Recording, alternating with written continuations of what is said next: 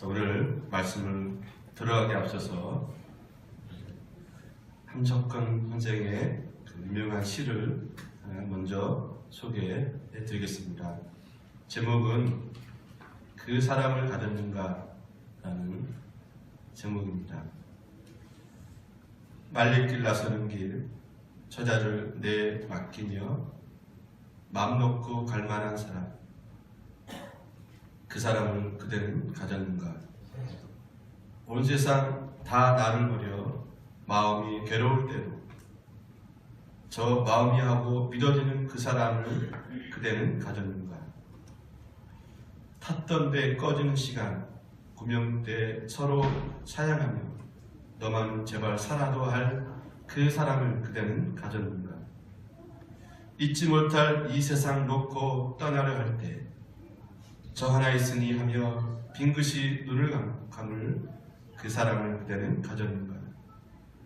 온 세상의 찬성보다도 아니하고 가만히 머리 흔들 그 한 얼굴 생각에 알뜰한 유혹을 물리치게 될 그 사람을 그대는 가졌는가. 아멘은 아니고요. 참 우리에게 많은 생각을 하게 하는 그런 시가 아닐 수 없습니다. 여러분 생애 가운데 생각할 때마다 이런 고마운 사람 혹시 있으십니까? 이런 사람이 내 주위에 있다 그러면 여러분은 정말 행복한 생을 산 사람일 것입니다. 그리고 그것을 생각하는 것은 우리에게 큰 기쁨을 가져다 주기도 합니다. 내가 혹시 어려울 때, 힘들 때 이런 분을 생각하면 할수록 힘이 솟아나고 행복해지기도 합니다. 그런데 어떤 사람은 생각할 때마다 씁쓸한 마음 금할 수 없는 상처만 생각나는 사람들이 있습니다. 이런 일을 생각하면 할수록 분노가 치솟고 원망이 솟습니다. 이런 사람을 생각하는 그 자체가 아마 고통일 것입니다. 그래서 생각하기도 싫고 정말 꿈에도 나타나지 않기를 바라는 그런 사람도 있을 것입니다. 자, 우리는 살아가면서 숱한 사람들과 만나고 헤어지지만 우리가 이 만남과 헤어짐 가운데 생각할 때마다 감사하고 행복한 사람들이 있는가 반면에 정말 생각하기도 싫은 사람들이 있습니다. 그 이유는 만나서 함께했던 시간들이 어떠냐에 따라서 두고두고 그리운 사람이 있을 수 있겠고요. 진즉 헤어지 못한 것이 원통할 만큼 쓰라리고 아픈 기억으로만 남는 사람도 있을 것입니다.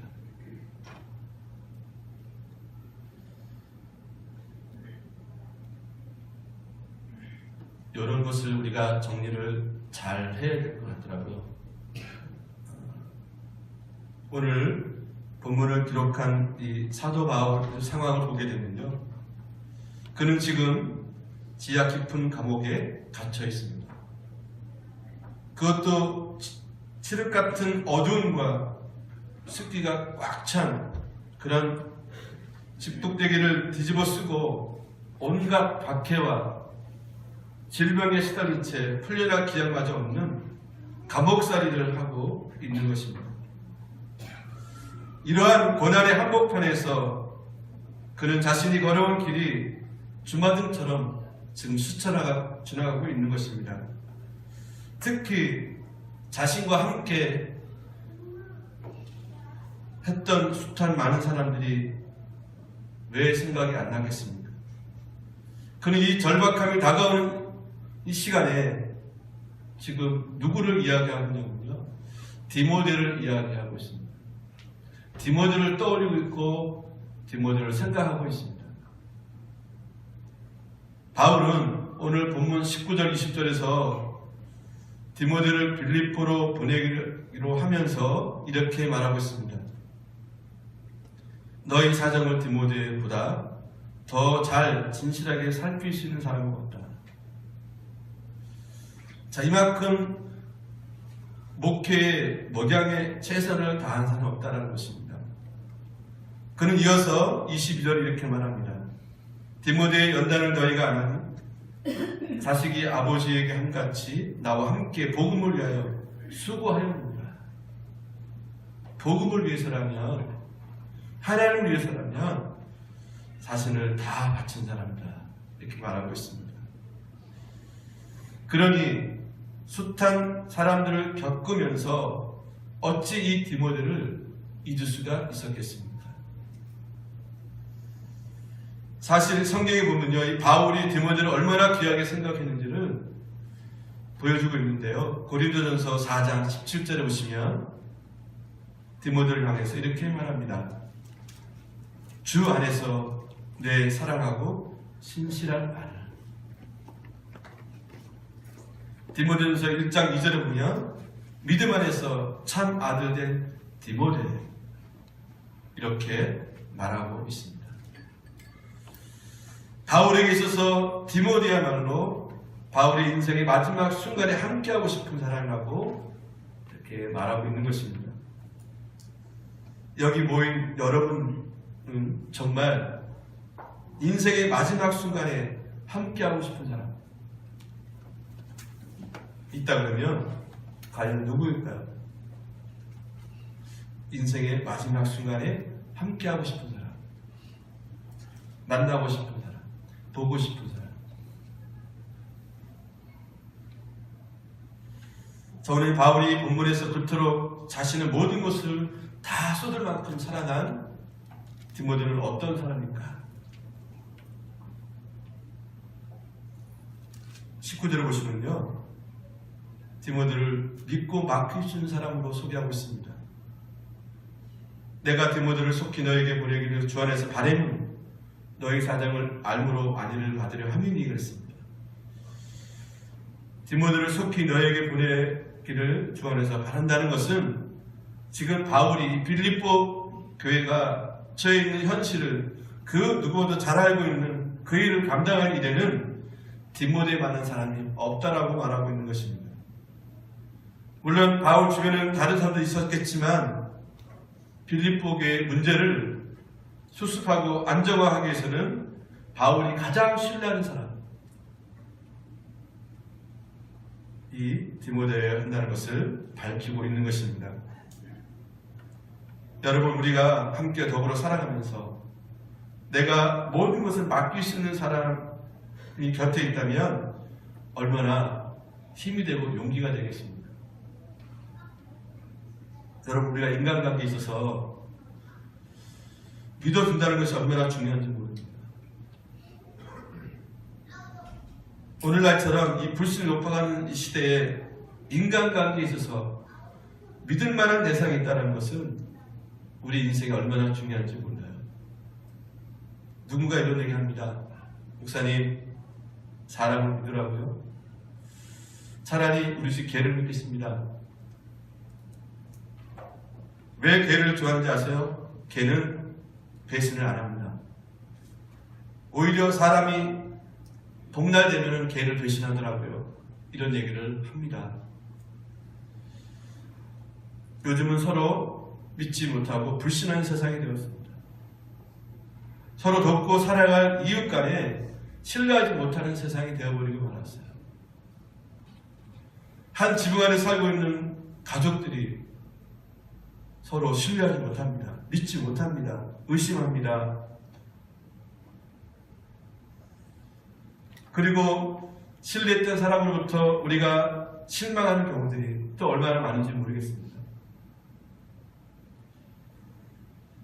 그러나 우리가 기억해야 할 것이 있습니다. 제가 여러분에게 종종 말씀을 드리지만요, 사람은 사랑해야 할 대상이지 신뢰할 수 있는 대상, 믿음의 대상이 아니라는 것입니다.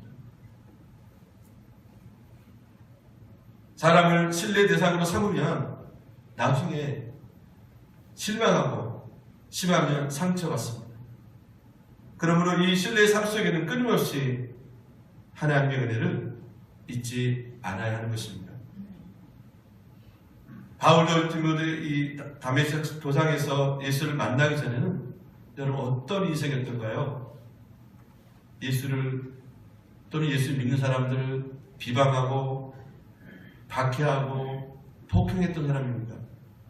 그런 자기에게 도리어 공의를 베풀어 주셔서 예수님의 사도로서 직분과 능력을 주신 것을 늘 감사하면서 넘치도록 풍성한 주님의 은혜라고 바울은 항상 고백했습니다. 그 은혜 앞에 선 바울은 사람을 사랑의 대상으로 신뢰합니다. 그러므로 바울은 자신의 삶을 믿어주신 그 하나님의 은혜 앞에 이 디모데에게 자신의 사역을 맡기고 있는 것입니다. 여러분, 세상에 살면서 누가 참 고맙던가요? 저를 믿어준 사람이 참 고맙습니다.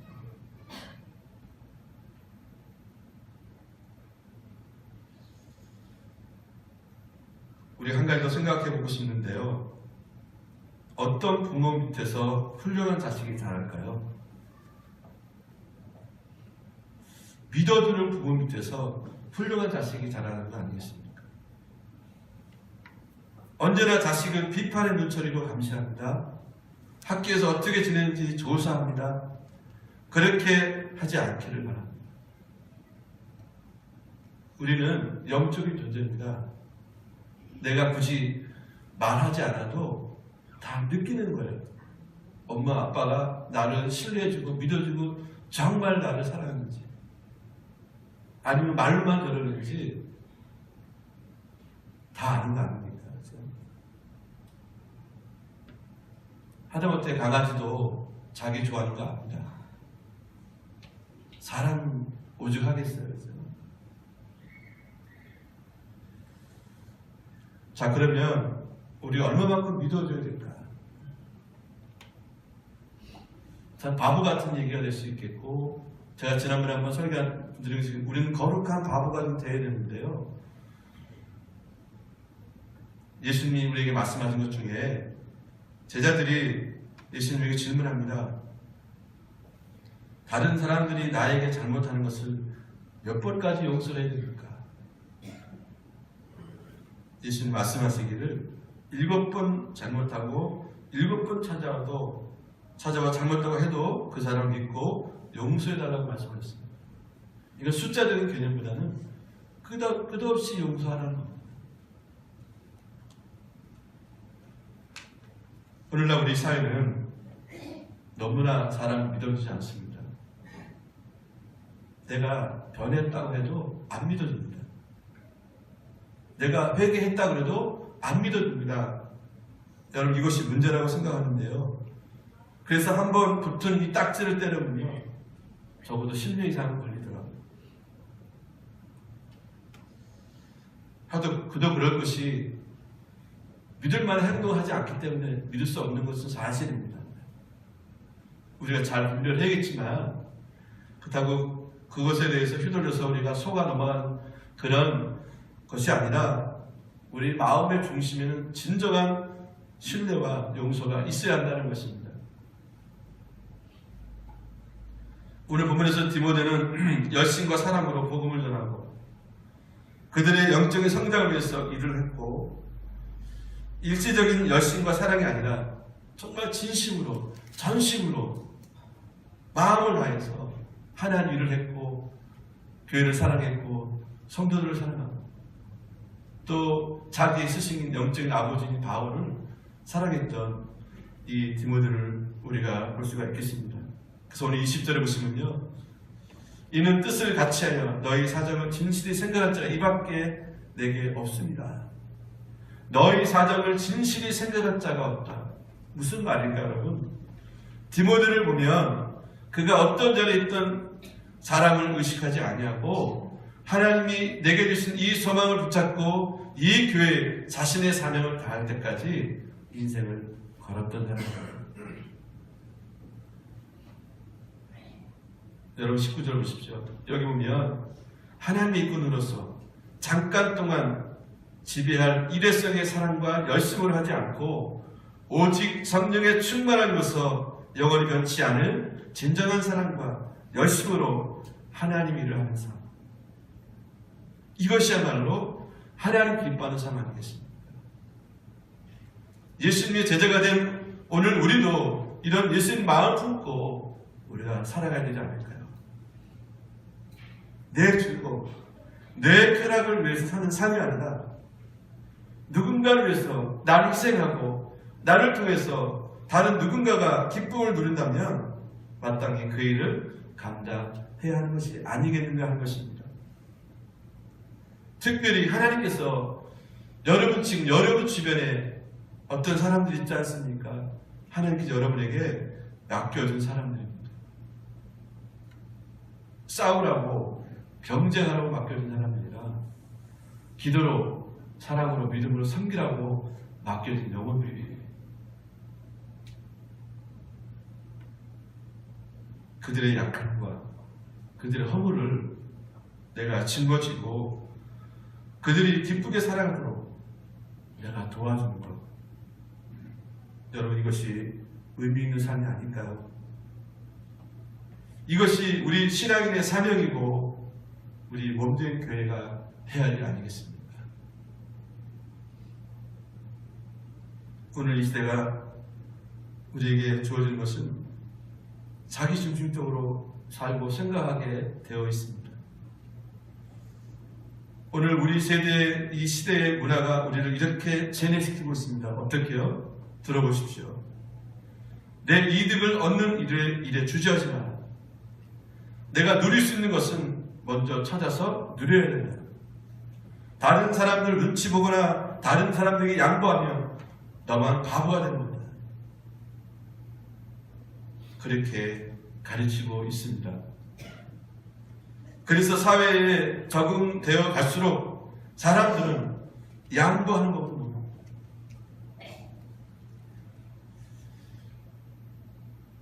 어저께인가 이렇게 인터넷 보니까 뉴스를 보니까요,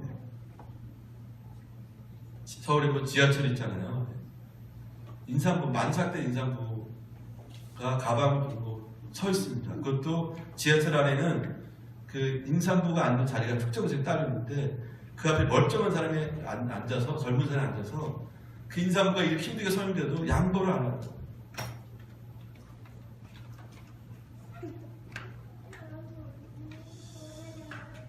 다른 사람들을 배려하지 않습니다. 다른 사람들의 기분을 좋게 한 일에 관심이 없습니다. 자기 자신만 만족하면 그만이고 자기 자신의 권리만 누리면 그만이라고 생각합니다. 지난 2013년 그 흥사단 투명사회운동본부 윤리연구센터가 전국 초, 중, 고등학생 22,000명을 대상으로 조사를 했습니다. 2013년 청소년 정직지수 조사 결과가 나오는데요. 거기에 이런 상황 항목이 있었습니다. 이웃의 어려움과 관계없이 나만 잘 살면 된다는 항목에 초등학생은 19%가 동의했고요. 중학생은 27%가 동의했고 고등학생은 36%가 그렇다라고 대답을 했다고 합니다. 초등학생에서 중학생 그리고 고등학생으로 성장해 가면서 이기적인 생각을 가진 아이들이 더 많아진다는 거예요.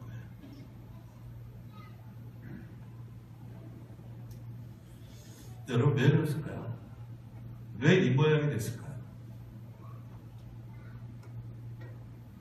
이웃의 어려움이 남의 문제가 아니고 내 관심사이고 내 가슴이 아파하는 일로 생각했는데 시간이 지나고 나이가 들어가면서 이웃과 어려움과 아픔이 전혀 자신과 관계가 없다고 생각하는 아이들로 성장해가고 있습니다. 이거는 우리 기성세대의 잘못이라고 생각합니다. 부모들이 기성세대를 그렇게 사니까 그들이 배우고 그들이 그렇게 습득한 거 아니겠습니까?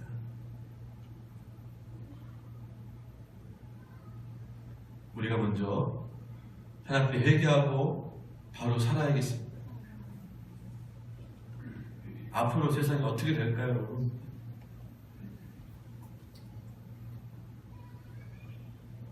갈수록 이기적인 사회가 되어가는 이 사회 속에서 최소한 교회만이라도, 예수 믿는 사람만이라도, 최소한 목사들만이라도 진실한 사람으로 헌신적인 희생을 하며 살아가는 사람이 되어야 되지 않을까요? 그래서 이 세상의 마지막 보리는 교회가 되고 성도가 되고 목사가 되어야 되지 않을까요?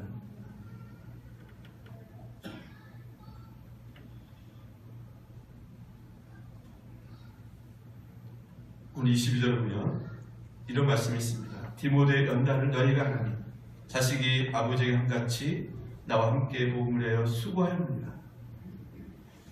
여기 디모데의 비전은 뭐냐면 자기 출세에 있지 않습니다. 자기의 어떤 명예나 어떤 직분에 있지 않습니다.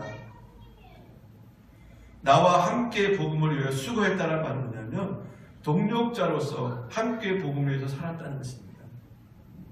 여러분, 우리가 어떤 세상적인 사업을 할 때 동업자라고 얘기하는 거죠. 정책적인 목적을 달성하기 위해서 우리가 함께 일하는 사람을 동지라고 얘기합니다. 동지.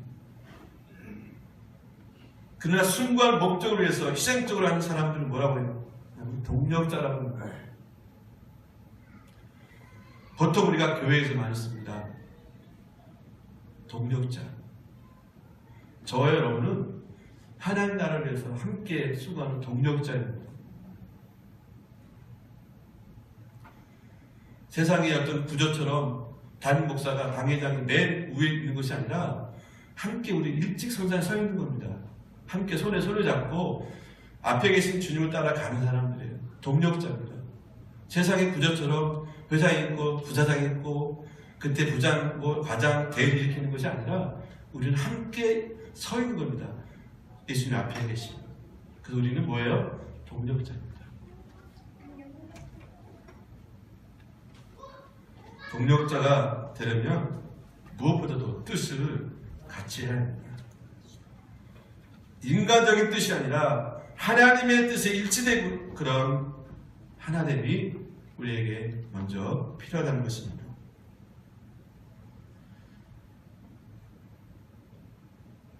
오직 하나님께 일치하는 중요하고 위대한 인생의 목적이 우리 가운데 있기를 원합니다. 자, 그렇다면 여러분, 인생에서 가장 중요한 게 뭘까요? 여러분, 돈 버는 겁니까? 돈 많이 벌어서 부자 되는 겁니까? 인생에서 가장 중요한 것은 뭐냐면 생명입니다. 요한복음 3장 16절에 바로 그 생명을 위해서 예수님이 오셨고 그 생명을 우리에게 주셨다고 말씀하고 있습니다. 여러분, 또한 인생에서 가장 위대한 일은 무엇입니까? 로마서 1장 16절을 보면 바울이 복음을 부끄러워하지 않는 것은 다른 이의 생명을 구원하는 일이 자기의 삶을 아낌없이 주를 위해 살았다고 이렇게 고백을 하고 있습니다. 우리 인생에 있어서 가장 위대한 일은 뭐냐면은 바로 예수 그리스도를 전하는 것이고 그분의 증인이 되는 것입니다. 이것이 우리에게 가장 위대한 일입니다.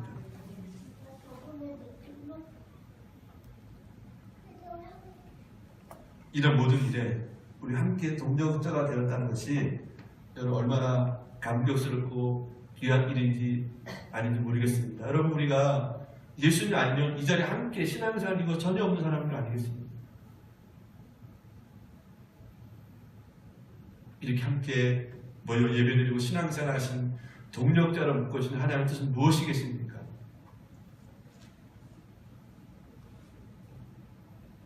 우리가 서로 사랑하고 서로 섬기고 하나님의 나라를 이루어가는 것이 바로 우리가 해야 할 일입니다.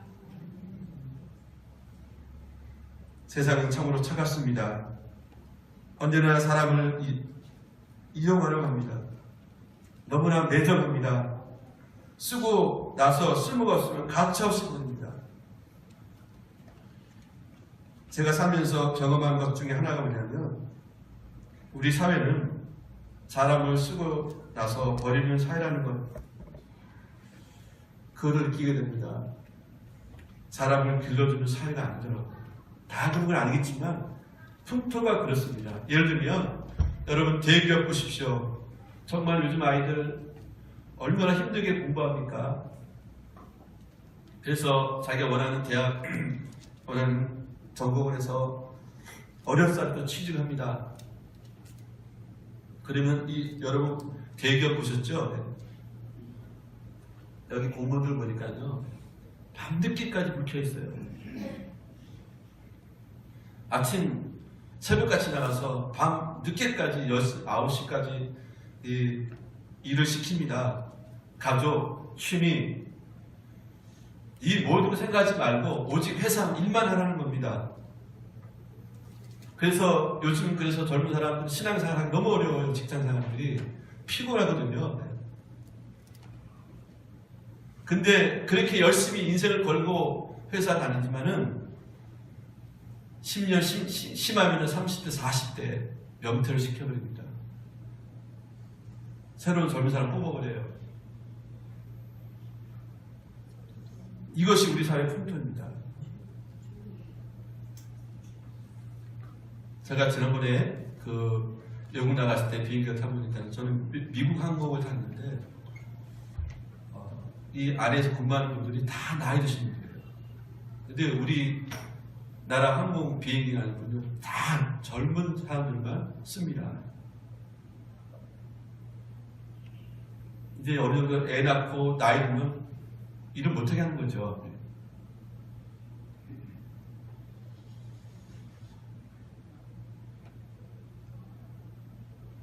사람을 바라볼 때 목적으로 바라보지 않고 항상 수단으로 바라봅니다. 그런데 여기 함께 복음을 위해 수고합니다. 이 말씀은 복음을 위해서 고난도 희생도 아픔도 함께 나누면서 하나님 나라를 위해서 살아갔다는 것입니다. 여러분 생각해 보십시오. 이 바울도 많은 고난을 받았고 살았지만 어쩌면 디모데가 바울보다 더 많은 아픔을 겪어야만 했습니다.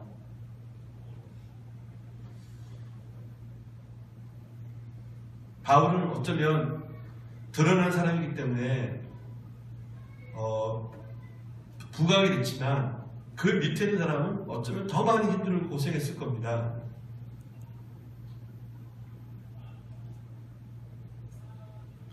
아마 바울이 이런 마음을 가졌을 거예요. 자기가 사랑하고 존경하는 바울이 고통받는 맛을 보면서 내가 대신 저분을 위해서 십자가를 질 수 있다 그러면 질 수 있겠다는 그런 믿음으로 아마 함께 동력을 해준 것 같습니다. 여러분, 고통의 연단이 없이 되는 일은 없습니다. 한 성이 국가꽃을 피우기 위해서는 수많은 연단이 있어야 되는 거 아니겠습니까? 더욱이 교회를 또는 가정을 건강하게 섬기기 원한다 그러면 우리는 엄청난 땀과 눈물과 피를 흘려야 됩니다. 그래서 이 누군가가 땀과 눈물과 피를 이렇게 말했습니다. 기적을 일으키는 액체라고요. 육체의 땀은 건강한 육체를 창조합니다. 기도의 눈물은 평안한 마음을 창조하고요. 순교의 피는 교회의 부흥을 창조합니다.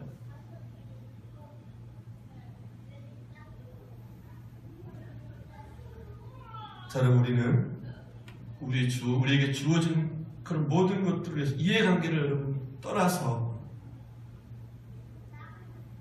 우리는 땀과 눈물과 때로는 피를 흘리지 않은 이 기적을 창조하는 액체를 우리가 분비하지 않은 우리 모두가 되었으면 좋겠습니다.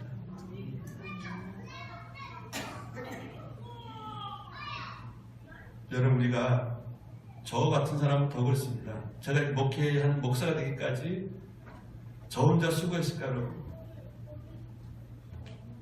누군가가 저를 위해서 중보를 했을 것이고 때로는 물질과 시간을 헌신했던 저는 기억하고 있습니다. 더군다나 우리 예수님은, 성령님은 말하시는 탄식으로 제가 죄를 지르고 딴 길 갈 때마다 눈물로 기도했을 것이고요.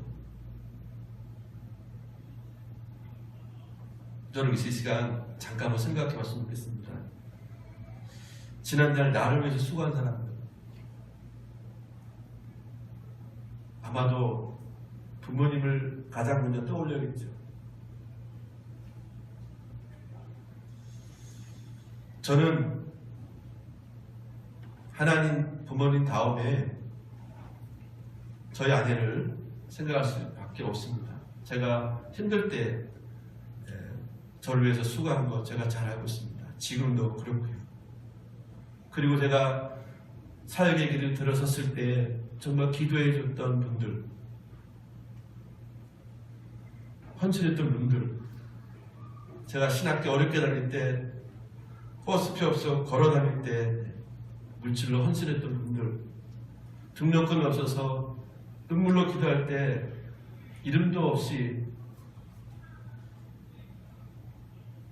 채워줬던 분들 제가 잘 알고 있습니다. 목회자가 되면서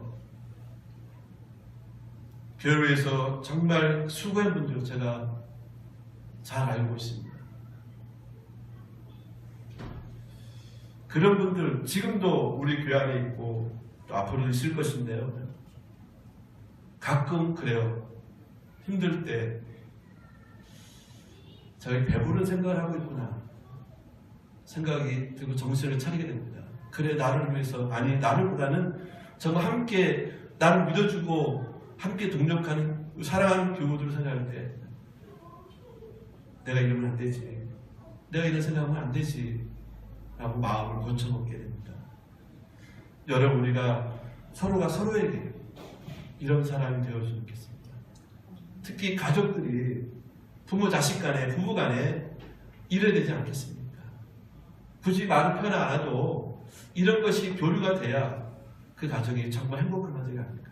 그런 교회가 될 수 있다 그러면 정말 행복한 교회가 되지 않을까. 여러분, 목회자와 성도 간에 이런 신뢰가 있고 이런 사랑이 있고 기도가 있다 그러면 얼마나 좋은 교회겠습니까? 우리가 그런 세상을 만들어가야 되지 않겠습니까?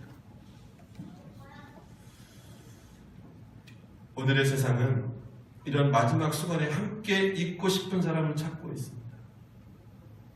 아무리 불신이 가득하고 부조리한 시대를 할지라도 이런 만남이 필요하지 않을까요, 여러분? 오늘 당신이 이런 사람이 되어보지 않겠습니까? 우리가 이런 사람이 되어줘야 하지 않겠습니까?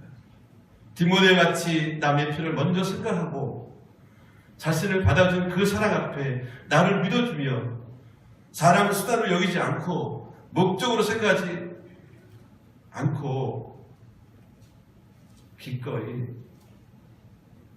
함께 해주는 사람.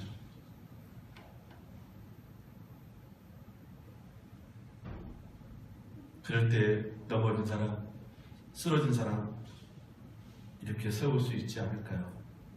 하나님 그런 사람을 통해서 역사하지 않을까요?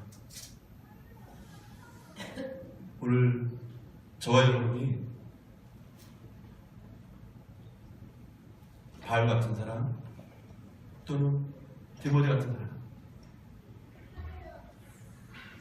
그래서 정말 이 한 세대를 살아가는 우리 모두이지만은 기억될 만한 사람, 특별히 하늘나라에서 기억되는 사람. 여러분, 우리 교회도 그런 성도들이 많았으면 좋겠습니다. 훗날에 꼭 무슨 비석 같은 거 안 세워도 구절로 입에서 입으로 우리 교회는 이런 분들이 있었다. 우리 집안에는 이런 분들이 있었다라고 우리가 덕담 가면 얼마나 좋을까요? 이제 추석이 다음 주인데 집안에 모여서 서로 그냥 으르렁대는 것이 아니라, 자, 그런 부모님들 밑에, 그런 조상들 밑에 우리 가정이 있었다는 것을 감사하면서 예배드리고 함께 식사하고 함께 교제하는 그런 시간을 얼마나 좋을까요? 바라기는 그런 교회, 그런 가정, 그런 세상을 함께 만들어가는 우리 모두 동력자가 되었으면 좋겠습니다. 그래서 조금만 실수도 용납하고 사랑하고 용서할 줄 알고 또 사랑할 줄 알고 덮어줄 줄 알고 그것을 통용될 수 있는 그런 세상을 만들어가기 원합니다. 하나님은 바로 그런 세상을 만들기 원하십니다. 누구를 통해서? 저와 여러분을 통해서. 기도하겠습니다.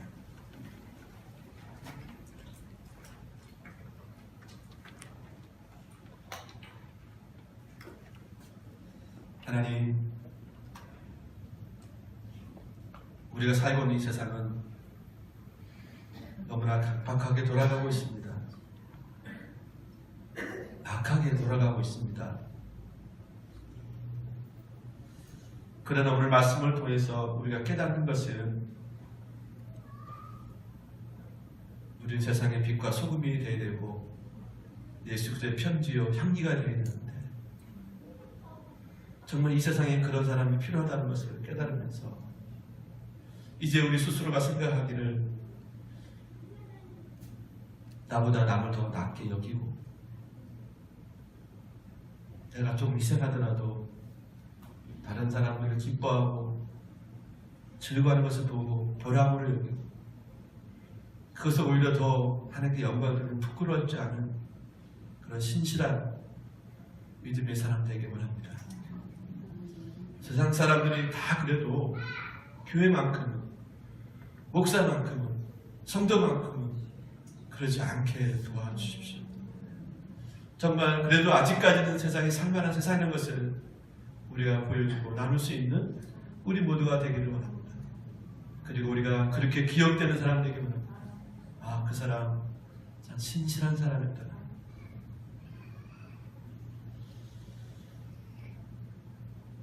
우리 가정에, 교회에, 직장에, 우리나라에 이런 아름다운 역사들이 계속해서 전염병처럼 번져서 하나님 나라를 이루어갈 수 있는 우리 모두가 다 되게 간절히 바라고 원하며 예수님의 이름으로 기도 올려옵나이다.